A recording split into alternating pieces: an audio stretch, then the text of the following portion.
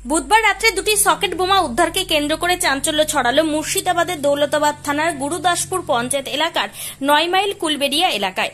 একটি ইট ভাটার পাশের পুকুর পাড় থেকে বুধবার রাতে সন্দেহজনক একটি ব্যাগে এই বোমা উদ্ধার হয়।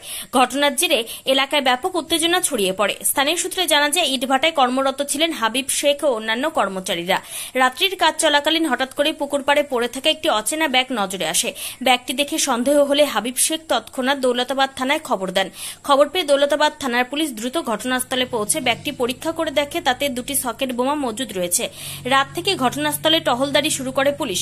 পরদিন বৃহস্পতিবার সকাল থেকে নিরাপত্তা বজায় রাখতে চলতে থাকে পুলিশি নজরদারি। এই ঘটনায় এলাকাবাসীর মধ্যে চরম আতঙ্কের সৃষ্টি হয়েছে। সম্প্রতি মহারাজপুর সমবায় সমিতির ভোট পর্ব শেষ হয়েছে। তার পরপরই এমন ঘটনায় রাজনৈতিক উদ্দেশ্য কিংবা দুষ্কৃতী তৎপরতা উভয় সম্ভাবনায় উড়িয়ে দিচ্ছে না প্রশাসন।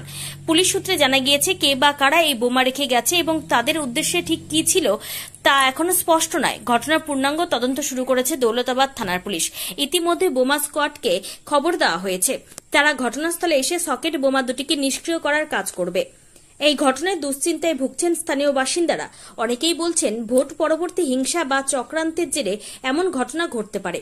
প্রশাসন অবশ্য এলাকাবাসীকে শান্ত থাকার আহ্বান জানিয়েছে এবং জানিয়েছে গোটা ঘটনা গুরুত্ব দিয়ে দেখা হচ্ছে।